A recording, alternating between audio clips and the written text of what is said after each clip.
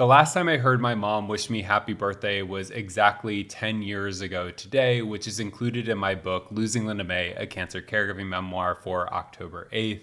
How it unfolds is that she texts me first, then I call her, she sings me happy birthday, then we have a conversation.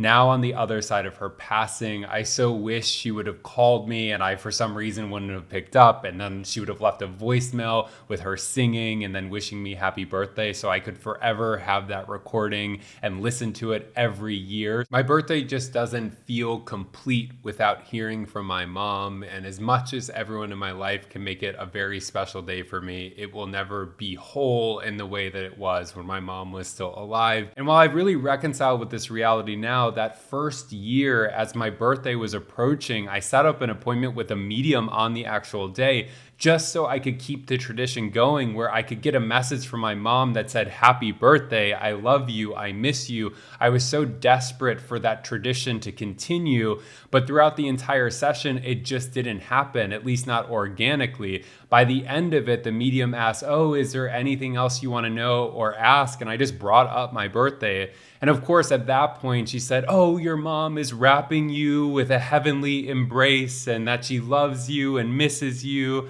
that you're her baby boy." And by that point, it felt so inauthentic to me. It felt like the medium was just pandering to me to make sure I felt like I got my money's worth.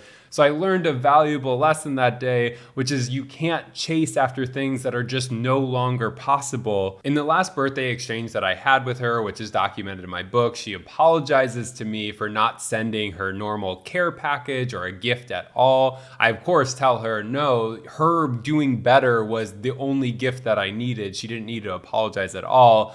But if she were alive today, I imagine that she would still be sending me those same care packages, which usually included pure junk, like my favorite fruity cereal, like Fruity Pebbles or Fruit Loops, a box of Funfetti cake mix, and also the Funfetti icing for me to make on my own, a box of Hamburger Helper, all my favorite candy. And then she would also include gift cards, because at a certain point, she just stopped trying to get me actual gifts because I was just such a picky person and she just didn't want to waste her money, which was smart on her part. But the best part of the care package was actually the card that would always be nestled within it, where my mom would express the sentiments that she didn't feel as comfortable saying verbally to me because we weren't the most lovey-dovey family, but in written form, she felt like she had the permission structure to reiterate all those things that she loved about me and to reinforce how I was her baby boy and how much she cared about me.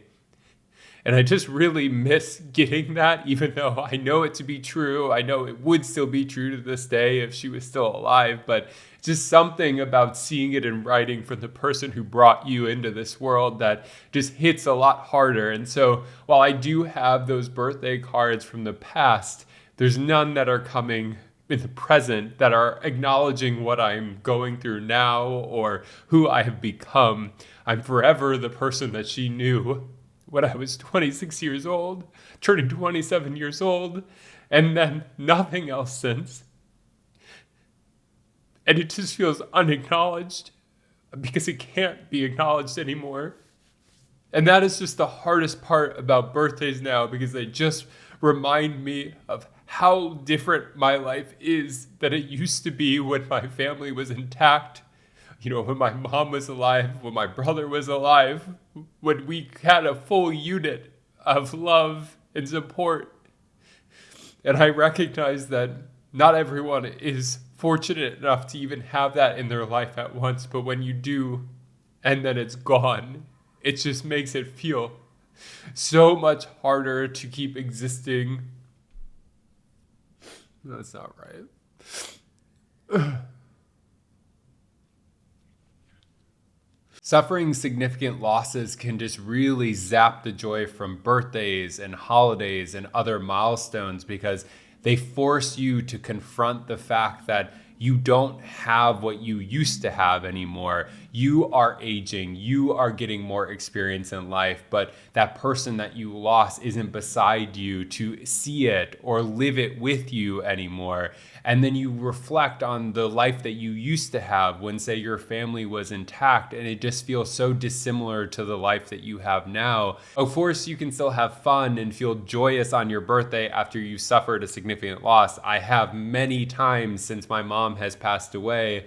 But it's in those quiet moments, like when you're first waking up in the day and none of the celebrations have begun, that you do long for the past, what you used to have. You think about the fact that you can't hear your mom say happy birthday to you, and nothing that comes later in the day can ever make up for that fact. It's just an inevitability. Honestly, I am feeling a little pathetic in this moment, breaking down to this extent about the fact that I can't hear my mom wish me happy birthday, or we can't celebrate my birthday anymore.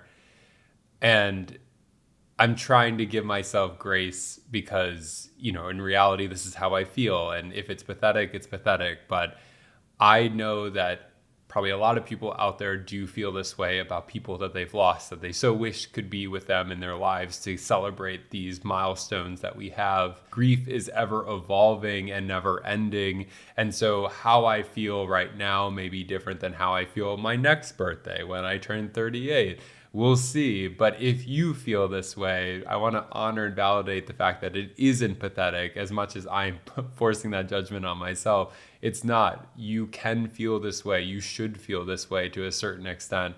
Obviously, hopefully you can find levity on the days that you are celebrating yourself and the fact that you are still alive.